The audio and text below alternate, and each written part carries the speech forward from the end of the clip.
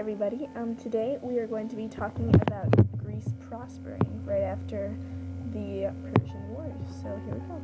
Okay, to start off, the main thing is going to be about beauty and stuff. So, the Greeks invented dramas, and in order to have dramas, they needed money to actually start the productions. And that's when they had sponsors. And who are the sponsors? The wealthy people of Greece, So then each play was assigned to a troupe of actors for productions, I'm reading a book about this, once again, to the left of me.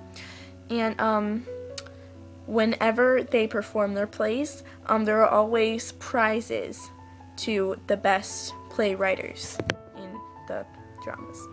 Only men were allowed to be in this play, and if they needed women to be in the play, they didn't actually have real women. They just disguised the men to look like women, so they put masks on and everything so that they would get into their characters more. And the stage sets, they were like so colorful and gorgeous, And also, they danced a lot. And they danced and they sang and they recited lines. There were two forms of comedy, which were, I just gave it up, didn't I? Yes, it is comedy and tragedy. Those are two forms of the drama.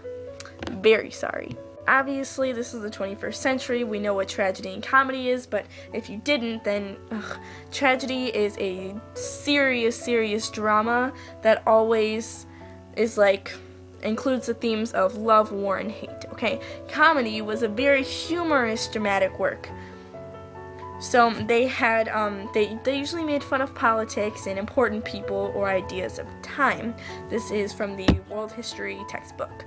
And kind of like Saturday Night Live, you know how they always make fun of everyone, kind of like that.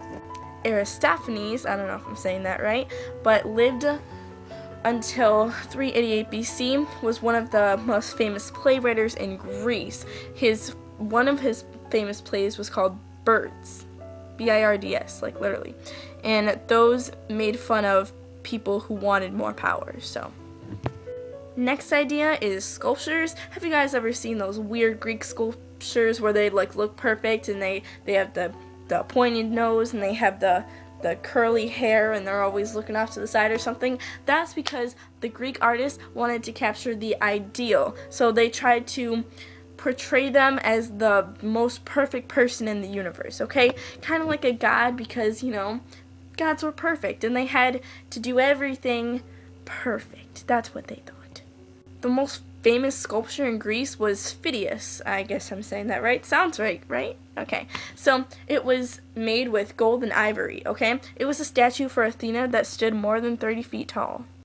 Now we're going to talk architecture, So the architects in ancient Greece, they made theaters, meeting places, homes of wealthy citizens, churches, temples, and they liked to use proportions. Proportions meaning they had to be completely balanced out and, once again, perfect, So then they used many elements to make the building, and the most often or common one was columns, Doric was the boring ones. Ionic, one step up, which means that they look like little tiny scrolls. And then the last one, Corinthian, which were awesome. They had leaves on them. It was gorgeous, the most fanciest one. And you can Google it. I'll write the words in it later. And then they also had a triangular space between the top of the roof, and it was a triangle thing called a pediment, And yes. Now we're going to talk Herodotus and Thucydides, Herodotus, the father of history, he always used secondary sources to write his things, He traveled very frequently when he was a young man, and he wrote an account of the Persian Wars that was called History, Thucydides, of course, died in 400 BC. We all know this song, the Peloponnesian War Song, right? Follow that guy. I'll put his name in the link at the end.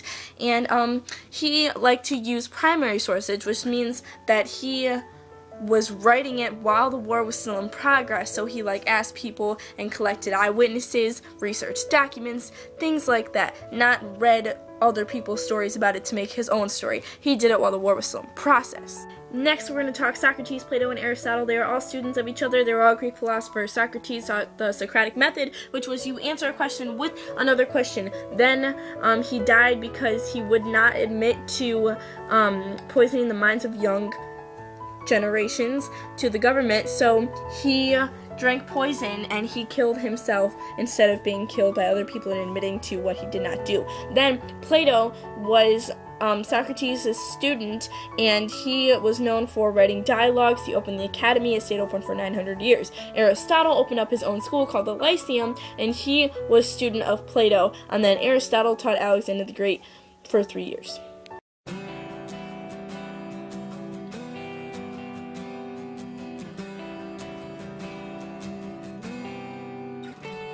It's the first time I ever felt this lonely.